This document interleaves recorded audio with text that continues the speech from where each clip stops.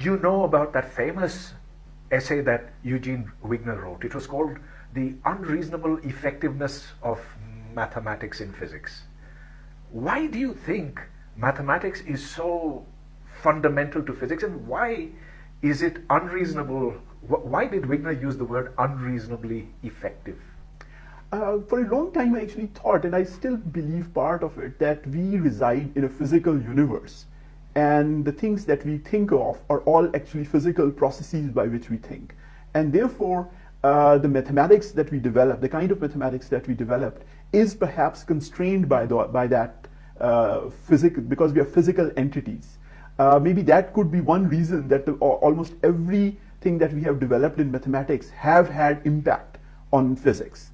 But the other side of it is now also coming into perspective, that physics have had remarkable influence on mathematics in the last 20 years as well.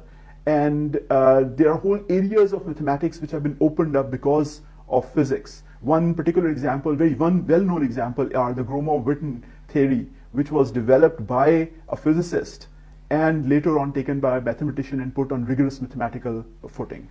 Yes, it lies at the very highest reaches of mathematics and physics today.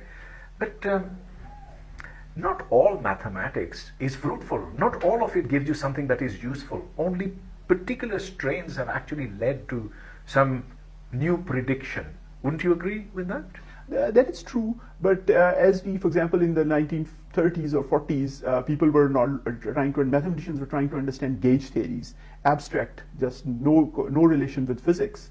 But later on we found out that they were related to physics. And similarly, with other things which in most recent years, which mathematicians have developed independently, but we have seen that it has a relationship with physics, at least the kind of physics that appears in string theory. In principle, mathematics could exist even if there was no physical universe. I mean, you don't need particles, you don't need objects, you don't need geometric figures or whatever. Just the power of pure thought is enough to create all mathematics, right? That is true, but again, then we are going back to the question that can pure thought exist without a physical entity? I don't know. These are philosophical questions, I think, which are very difficult to answer. Tell me, what sort of books do you read? Every few years it changes. I was very much into, when I was younger, into books which are popular science books.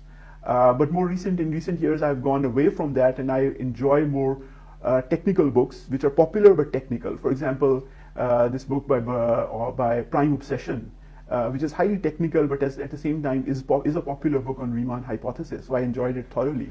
More recently, there's a book by Berkeley mathematician Frankel, Love in Mathematics, and it's highly enjoyable.